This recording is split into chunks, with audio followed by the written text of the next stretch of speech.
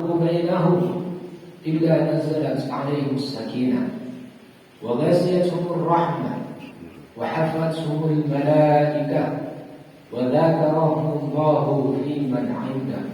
Al-Hadith kama qala Rasulullah sallallahu alaihi wasallam. Bapak Imam yang saya hormati, para sepuh tokoh masyarakat, pengurus takmir masjid yang juga saya hormati, dan seluruh para jamaah sholat subuh yang sama-sama mengharap rahmat, ridho, taufik, hidayah dan maghfirah dari Allah Subhanahu wa taala. Bersyukur kita kepada Allah Subhanahu wa taala.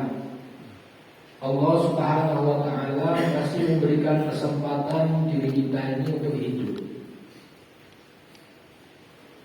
Ini merupakan kesempatan diri kita ini supaya pertama mensyukuri akan nikmat Allah Subhanahu wa taala. Sebab Allah Subhanahu wa taala berjanji di dalam Al-Qur'an, la in syakartum la azidannakum wa la in kafartum inna 'adzabi lasyadid. Barang siapa yang mensyukuri akan nikmatku, kata Allah, Allah akan tambah. Nanti Allah tambahkan kesehatannya, Allah tambahkan nikmat keluarganya. Bahkan Allah Subhanahu wa taala tambahkan rezekinya hadirnya. Bahkan Allah nanti menambah lagi bukan hanya kenikmatan di dunia, tapi nanti di akhirat. Allah. Tetapi hadirin yang mulia, Allah Subhanahu wa taala ingatkan kepada diri kita, "Wala in kafartum inna 'adzabi lasyadid." Dan barang siapa yang ingkar terhadap nikmatku, maka sesungguhnya azabku ini amat pedih. Jangankan nanti dikubur, di mizan, di sirat, hadirin yang mulia, bahkan di akhirat yang selama-lamanya. Di dunia saja ini sudah dirasakan hadirin yang mulia. Gelisah terus. Meskipun rumahnya gede, istrinya cantik, anaknya cantik-cantik, ganteng-ganteng, hadirin yang mulia, duitnya banyak, tapi gelisah, tidak ada ketenangan. Sebab hadirin yang dirahmati Allah Subhanahu wa taala, ketenangan ini bukan Allah Subhanahu wa taala letakkan pada benda-benda, hadirin yang mulia. Satu contoh, seandainya kebahagiaan, kesuksesan, kejayaan manusia diletakkan benda-benda. Suatu contoh saja yang mudah, kita punya rumah, lampunya ini ada 10. Menurut pikiran kita ini, wah enak, sudah terang. Nah, suatu saat kan pemeliharaannya, tiap-tiap lampu ini, masya Allah, kita pelihara. Belum lagi skapelnya lagi. Kalau satu-satu, waduh. Kadang-kadang kalau rusak sudah bingung lagi. Belum lagi masih bayar PLN-nya, belum kabelnya hadirnya. Jadi tidak ada kebahagiaan di dalam benda-benda hadirnya. Untuk itulah hadirin yang mulia, Allah Subhanahu wa taala letakkan dalam amal agama yang sempurna.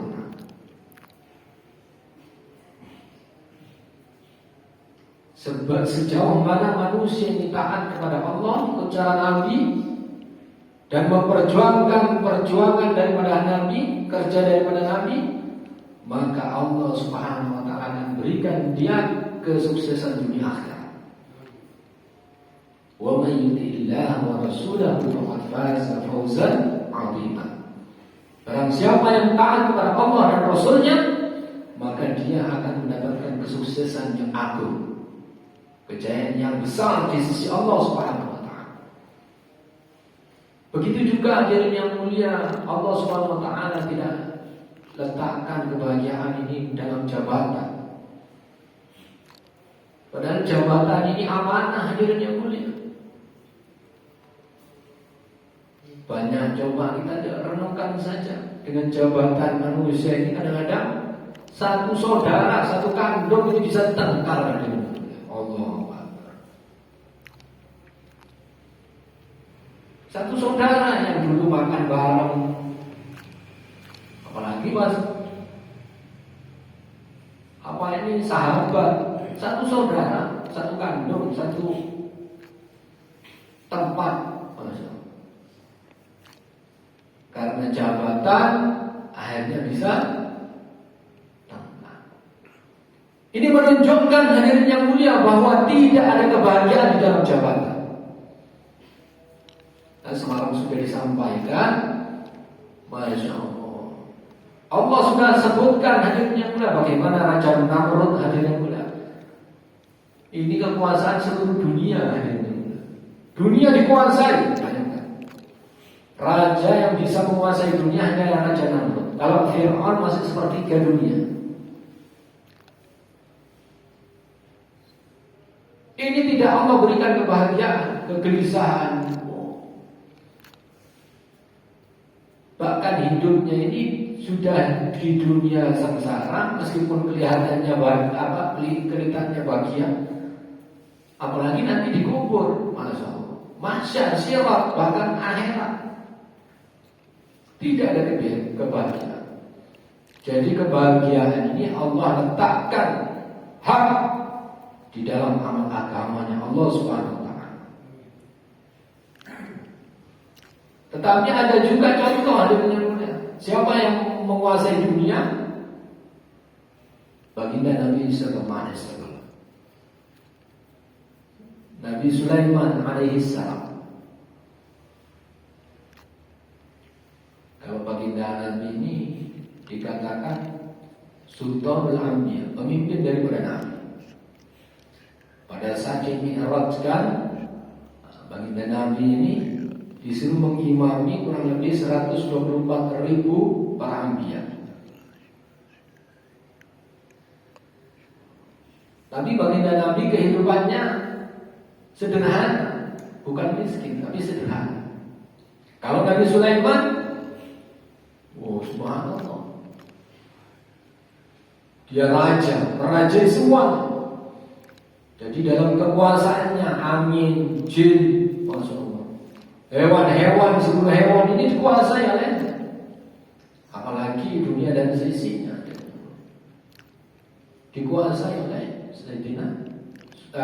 Nabi Sulaiman alaihissalam. Tapi karena dia ini iman, taat kepada Allah, Allah muliakan dunia akhirat. Apalagi baginda Nabi sallallahu alaihi wasallam. Baginda Nabi meskipun dalam kesederhanaan, di dalam mujahadah, di dalam menyampaikan agama, tapi Allah Subhanahu wa taala berikan kebahagiaan yang luar biasa. Allah Akbar. Bahkan saking Allah muliakan ini baginda Nabi sehingga namanya ini sampai jejer dengan Allah Subhanahu wa taala. La ilaha illallah Muhammadur Rasulullah sallallahu. Sampai orangnya belum ada, tapi di pintu surga ini sudah tertulis La ilaha illallah Muhammadur Rasulullah. Orangnya belum ada. Bahkan seluruh nabi-nabi ini diberitahu oleh Allah Subhanahu wa taala. Ini nanti Nabi Isa. Bahkan asbab Nabi Adam alaihissalam pada saat dia ini menikmati surga karena berbuat salah, diturunkan oleh Allah ke dunia. Dia minta ampun kepada Allah Subhanahu wa taala dan dia ucapkan la ilaha illallah Muhammadur Rasulullah. Akhirnya diampuni oleh Allah Subhanahu wa taala sehingga ditarik lagi ke surga Allah Subhanahu wa taala yang akhir. Maka hadirin yang mulia, bersyukur kita ini sebagai hamba Allah, umat Rasulullah. Terus dikasih iman oleh Allah Subhanahu wa taala. Dikasih Islam, hadirin yang mulia, agama Islam. Sebab agama Islam ini agama yang hak. Kalau agama yang lain ini tidak ada jaminan hadirin yang mulia.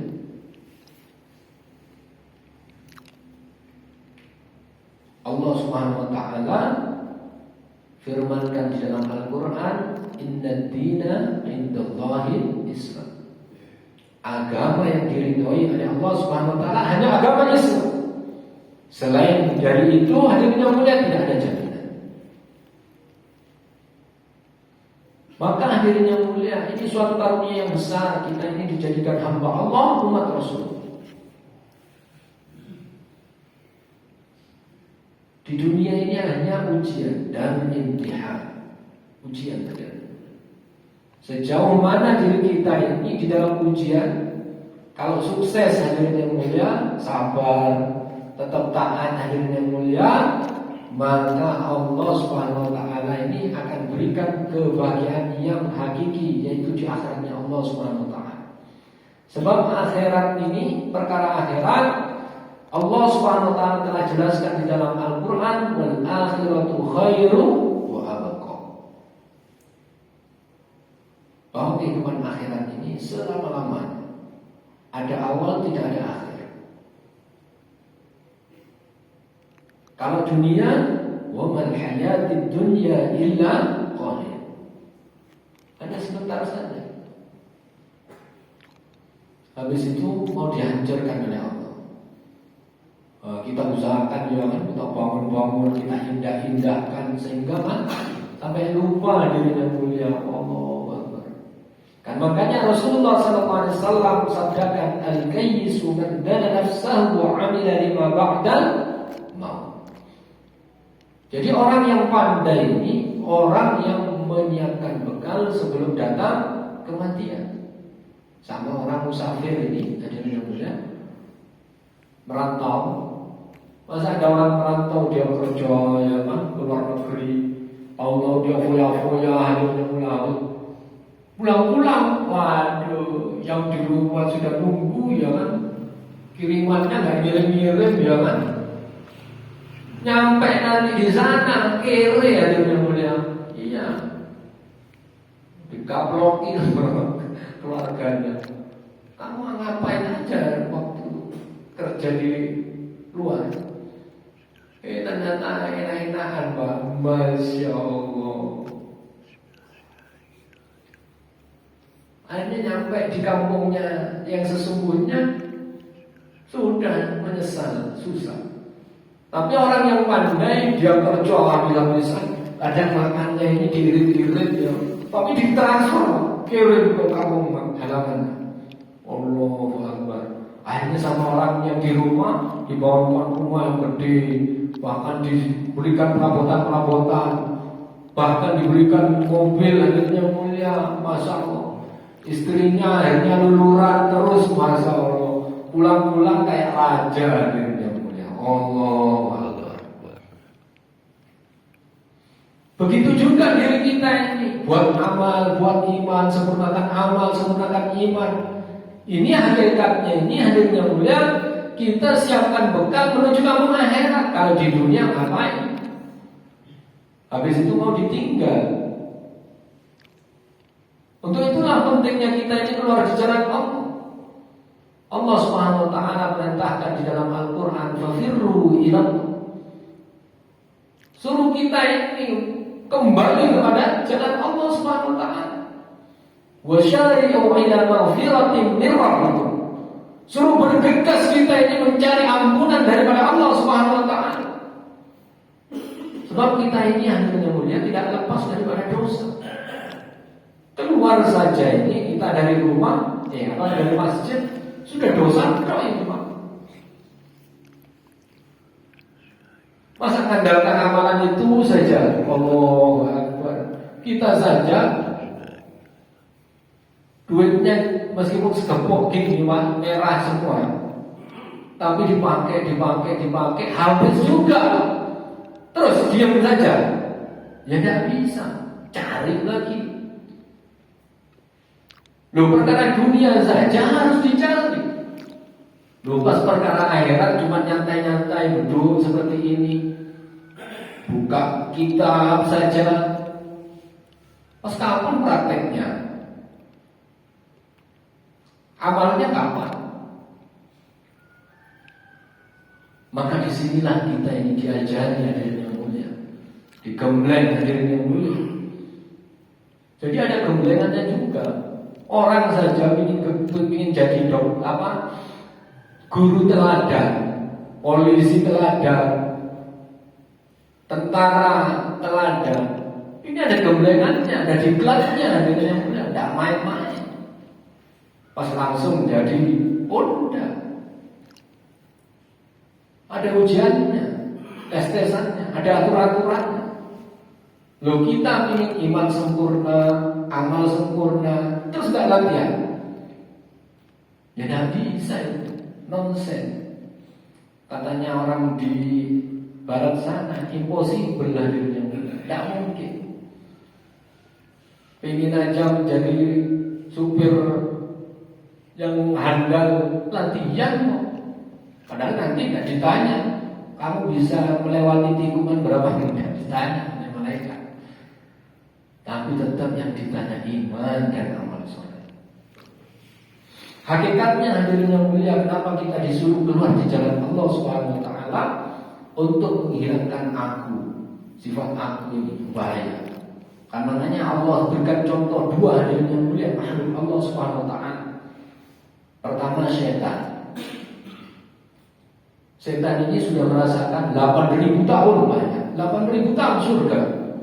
Kita baru surga di dunia itu pun masih nggak seberapa. Jakarta, Tanjung Priok yang dikuasai oleh Saipet beberapa anunya.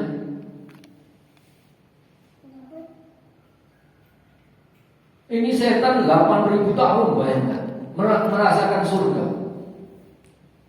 Pada saat diperintah oleh Allah untuk sujud pada waktu itu kepada Nabi Adam, tidak mau. Setan merasa ana khairum minhu, saya lebih baik daripada Nabi Adam. Nabi Adam diciptakan dari tanah, sedangkan saya dari api. Kok saya mau sujud kepada Nabi Adam?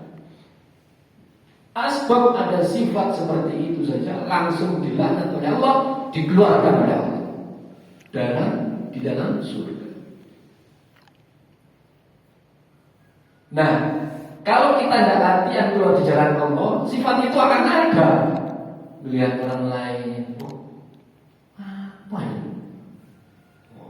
Apalagi masih zaman tabligh ini macam-macam basic, Pak. Kadang-kadang dari jalan ditangkap, dibawa ke masjid. Pas melihat, kok banyak tato kan? Dakwah apa? Gitu. Loh, dakwah itu perintah Allah. Wadzakir fa inna dzikra tanfa'ul mu'minin.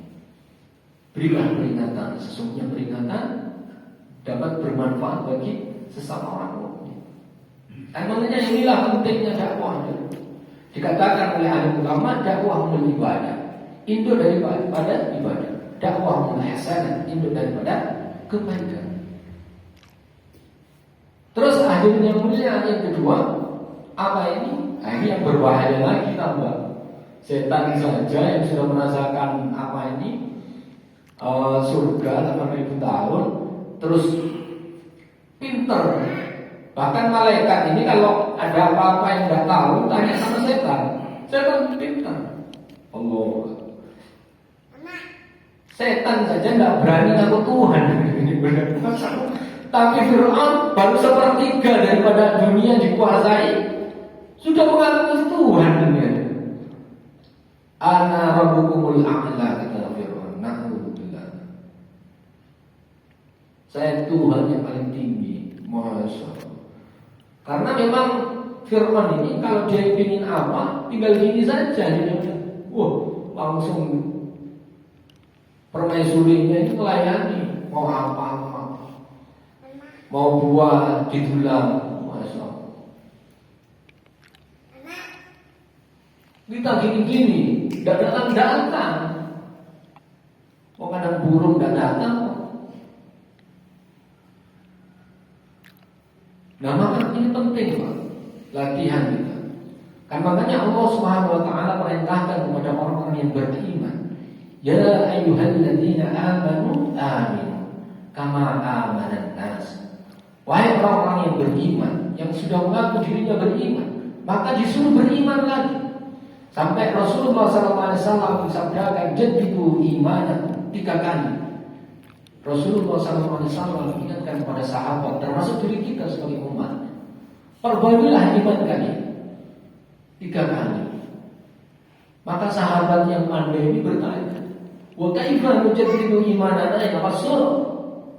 Bagaimana untuk memperbaiki iman saya ya Rasul? Akhbiru min qawli la ilaha illallah Muhammad Rasul. Suruh dakwahkan ini kebesaran Allah Subhanahu wa taala. Sekarang kan kita ini jangankan ke orang lain, kadang-kadang ke anak sendiri, istri sendiri, ini masih malu-malu. Ini Allah Subhanahu wa taala yang memberikan kita bisa bekerja, dapat hasil. Ini Allah Subhanahu wa taala. Kalau istri kita, anak kita tidak dilatih, bapak itu Allah terus. Diprotes kayak gitu sudah pasti tidak mau dakwah lagi sudah. Apalagi orang lain hadirnya. Jangan yang lain, keluarga sendiri kan, pamannya, saudaranya. Sebab itu saya sudah praktekkan. Iya. Masya Allah, ini nikmat daripada Allah. Kita bertemu karena Allah SWT. Oh, kalau yang tidak biasa, langsung datang bukannya, langsung nyaut itu spontan. Kamu ini Allah gitu. Pas kita diam tidak mau dakwah. Ya baru tambah. Allah. Jadi penting ini dakwah dibuat. Rizki datangnya daripada Allah. Kita disehatkan oleh Allah. Ini sama-sama toko, jejer, tapi masalah rezeki ini beda. Ada yang 1 hari penuh, dia jaga dapat 10.000. Sebelahnya cuma berapa jam sudah dapat 1 juta. Allah. Bahwa datangnya rezeki ini bukan dari asbab, tapi datangnya daripada Allah. Nah ini yang tidak kita masukkan akhirnya. Malah ada yang buka dari pagi malah bangkrut, ya kan ada. La ilaha illallah Muhammad Rasulullah. Nah maka keyakinan seperti ini perlu dilatih, diulang-ulang, dibicarakan, supaya betul-betul masuk dalam diri kita, menjadi hakikat hadirnya. Sekarang masih taswirnya. Saya pernah kedatangan Pak jamaah Mas Puro dari Sidoarjo. Dia datangi, dia ini ahli tauhid. Wah, ayat tauhid, hadis tauhid, hafal. Kata beliau ini, Pak Ustadz, kita ini masih imannya ini taswiriyah, masih di mulut. Kamu berarti anu saya juga. Loh iya. Buktinya apa? Kita bicara Allah yang menciptakan, Allah yang memelihara, Allah yang memberi rezeki. Tapi pada saat kita ini diminta cuma 3 hari saja Ustaz, keluar di jalan Allah untuk dakwahkan ini agama Allah. Kita masih mikir-mikir. Loh kalau tidak ada saya gimana? Kalau tidak saya gimana? Loh tauhidnya gimana Mas akhirnya? Yang diajari tahun-tahunan itu. Padahal hadirnya mulia, meskipun kita yang meninggal, anak istri kita tetap dijaga oleh Allah. Tetap makan, tidak makan batu, makan nasi tetap.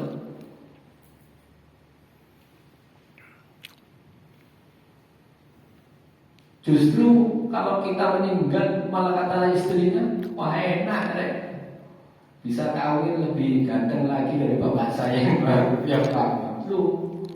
Ngono. Tapi kalau kita ini latihan, istri kita ajak juga, akhirnya ingat Pak. Ingat sama suaminya pada saat suaminya meninggal, akhirnya dia berdoakan, mengajak anak-anaknya mendoakan. Sebab peran wanita ini penting. Satu contoh, Nabiullah Muhammad SAW Salam. dia ajak istrinya ini untuk perjuangan agama. Akhirnya mencetak anak-anaknya ini, luar biasa. Nabiullah Ibrahim alaihissalam, padahal ditinggal 13 tahun di padang pasir, tidak ada kehidupan. Kita masih ada tetangga, ada saudara, masih bingung. Allah Akbar. Kan berarti masih di lisan, tidak masuk di hati. Ini perintah Allah Subhanahu wa taala. Bahkan Allah Subhanahu wa taala perintahkan di dalam surat At-Taubah ayat 41. Infiru khifafan wa thiqala wa jahidu fi sabilillah bi amwalikum wa anfusikum. Berangkatlah kamu dengan keadaan ringan ataupun berat, susah ataupun bahagia, lapang ataupun sempit hadirin, untuk memperjuangkan ini agama. Sekarang kita bisa lihat hadirin yang mulia, bagaimana keadaan daripada umat.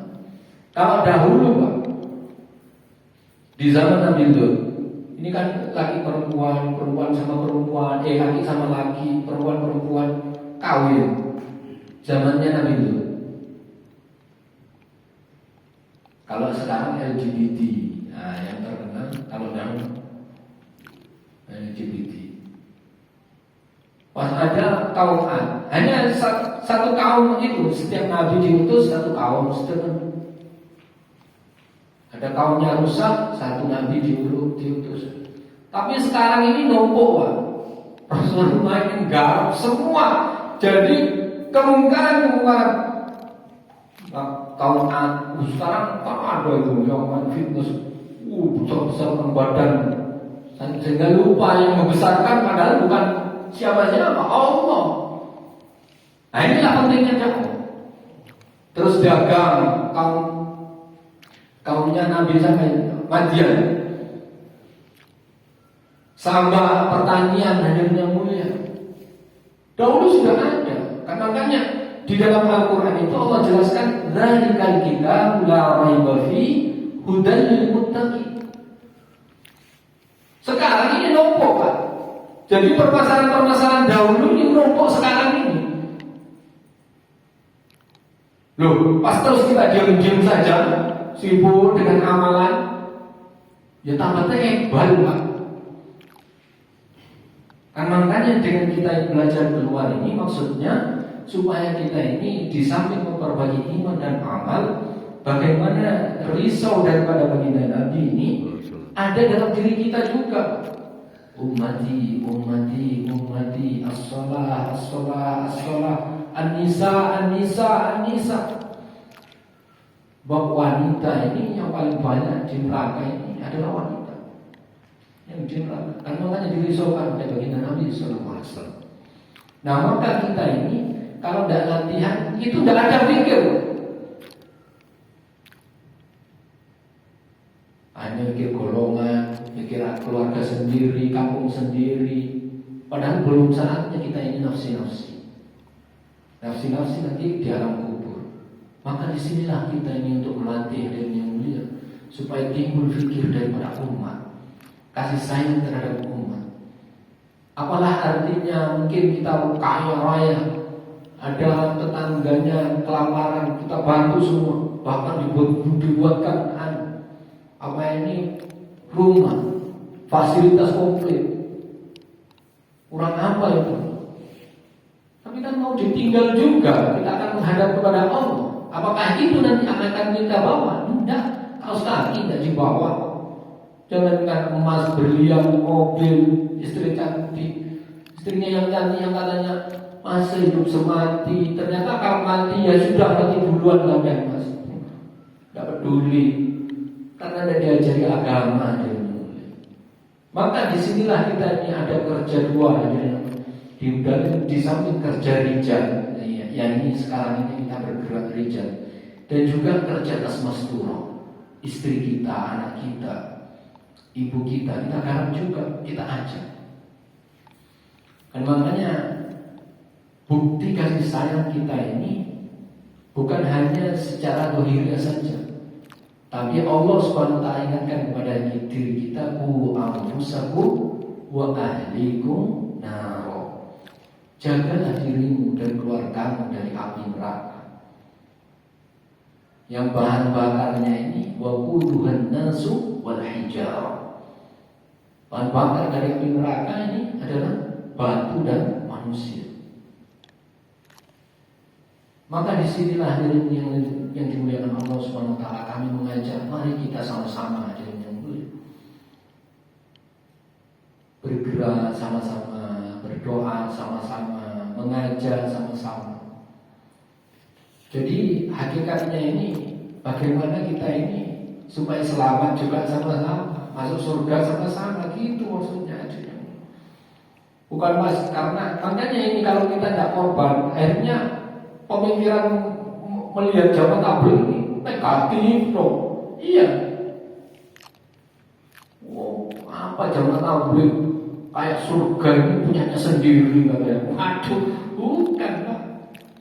Bagaimana kita ini sama-sama masuk surga?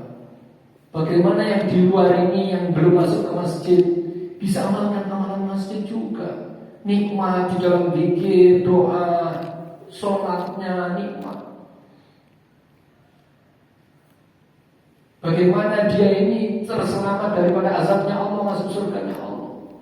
Masa nunggu kalau sudah musibah baru kita guyub mengaturkan masjid kayak kemarin itu tsunami itu di Madura? Waktu tsunami terjadi itu masjid-masjid makmur malah takut terjadi tsunami. Tsunami hilang, sama selesai sampai berapa bulan, sepi lagi. Allah Akbar. Jadi nunggu tsunami dulu baru makmur masjidnya. Allah. Nunggu gempa bumi dulu baru makmur masjidnya. Jangan sampai. Dan makanya di situ Allah Subhanahu Wa Taala ingatkan kepada kita, berikan apa ini peringatan kepada diri kita. Wal takum minkum ummatun yad'una ilal khair. Dan tidaklah ada di antara kalian segolongan umat mengajak kepada kebaikan. Wal takum minkum ummatun yad'una ilal khair wa ya'muruna bil ma'ruf. Dan mengajak kepada kebaikan. Wa tanhauna 'anil munkar dan mencegah. Maksudnya jangan sampai terjadi nih Pak. Masa baru kalau terjadi baru gopo kita? Jangan. Sebelum terjadi kemaksiatan, apa ini kerusakan, kita buat bicara kebaikan, mengajak sama-sama amal agama, taat kepada Allah, ikut sunnah baginda Nabi. Aman Pak.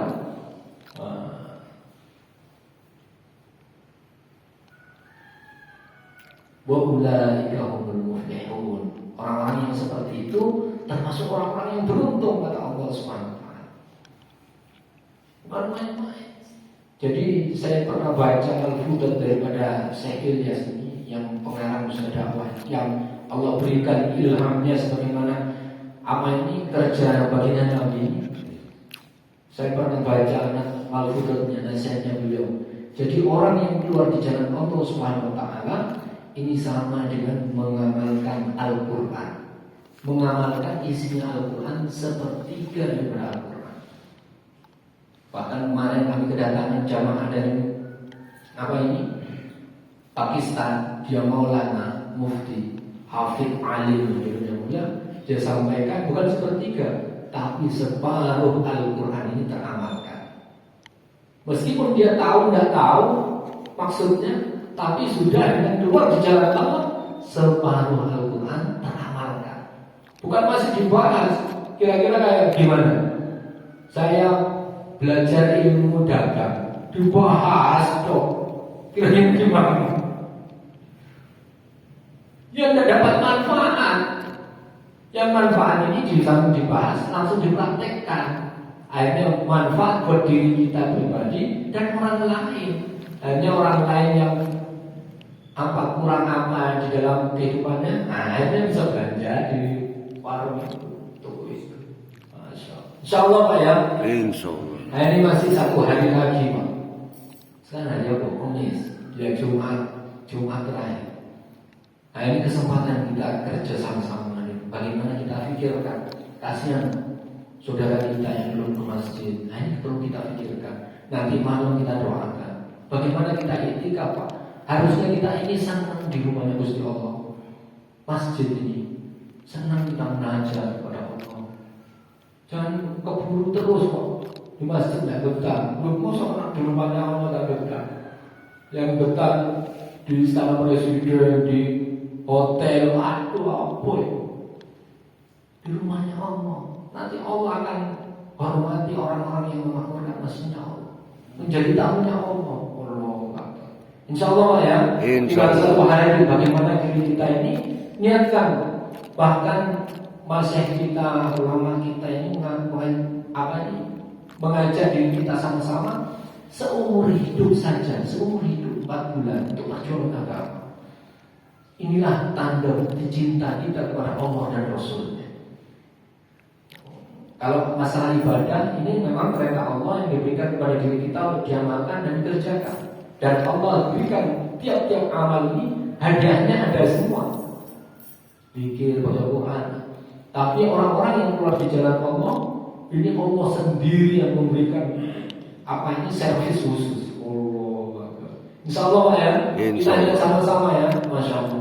Mudah-mudahan kalau yang singkat ini membuka pikir dan hati kita, sehingga Allah Subhanahu Wa Taala mudahkan diri kita untuk bisa mengamalkan dan menyampaikan. Dan mudah-mudahan pertemuan kita ini Allah SWT jadikan asbab tersebarnya hidayah keseluruhan, khususnya kampung di sini dan kampung yang kami tinggalkan, keluarga di kampung ini dan keluarga kampung yang kami tinggalkan. Mudah-mudahan apa ini Allah SWT jadikan anak cucu kita ini dari dakwahnya Allah untuk mendakwahkan agamanya Allah ke seluruh alam. Hafidh-hafidho, alim-alim, mujahid-mujahidah, zaid-zaidah, abid-abidah, soleh-soleha yang sempurna dunia akhirat. Dan mudah-mudahan Allah Subhanahu Wa Taala terima amal diri kita dan umat Islam, baik yang hidup dan yang sudah meninggal. Dan kami apabila ada benarnya ini datang daripada Allah, dan kebenaran memang hak datang daripada Allah dan Rasulnya. Adapun kehilafan, kesalahan, kekurangan datang dari saya pribadi. Saya mohon ampun kepada Allah Subhanahu Wa Taala dan juga mohon maaf kepada tuan-tuan yang mulia. Saya mengikhlaskan, memaafkan dan saling silaturahim serta mendoakan. Untuk lebih sempurnanya majelis kita tutup dengan doa kifaraah majelis. Subhanallah wa bihamdi, subhanallah wa bihamdika, asyhadu an la ilaha illa anta, astaghfiruka wa atubu ilaik. Subhana rabbika rabbil izzati amma yasifun. Wassalamu ala al-mursalin walhamdulillahi rabbil alamin. Wassalamualaikum warahmatullahi wabarakatuh. Waalaikumsalam warahmatullahi wabarakatuh.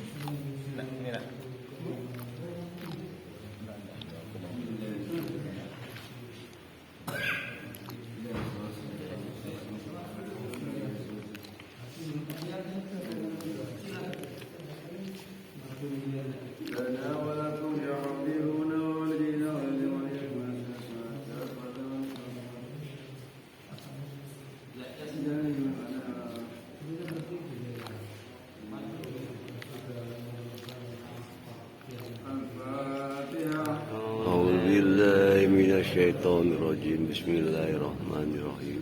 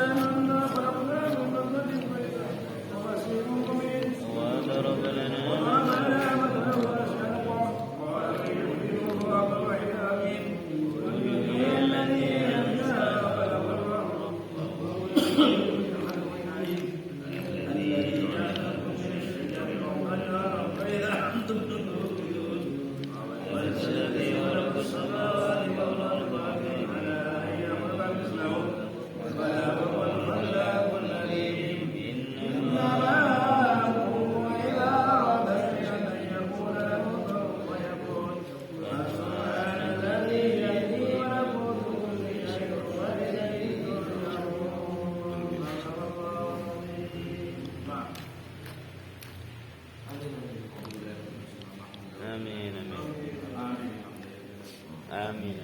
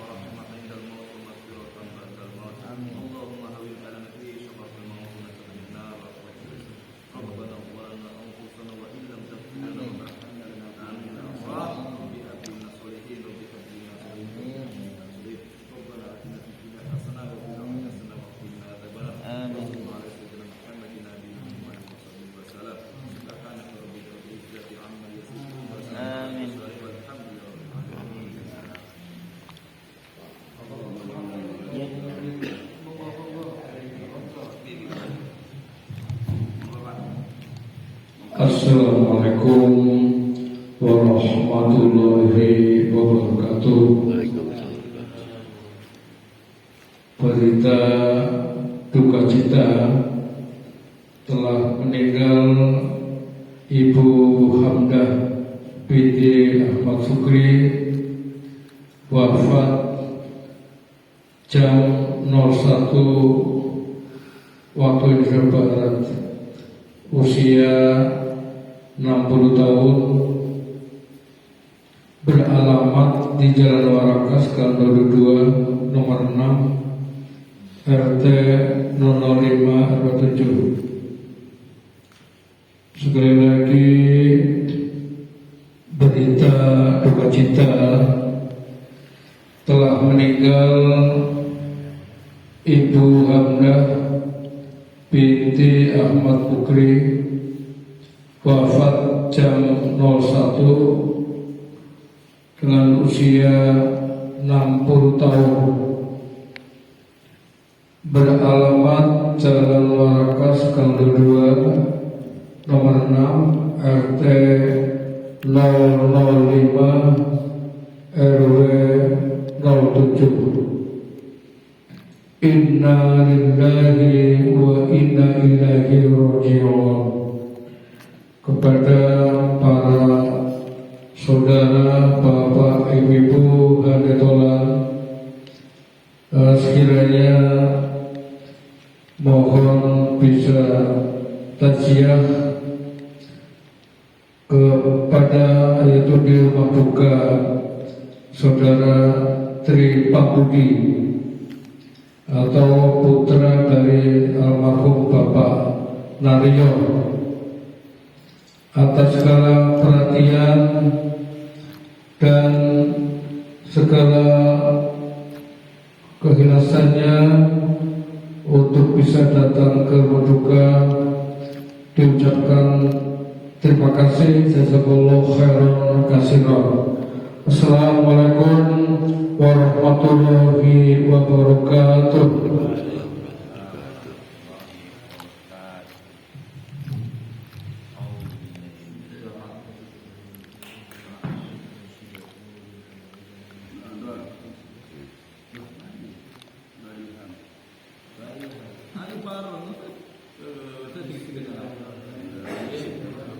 Bismillahirrahmanirrahim. Allahumma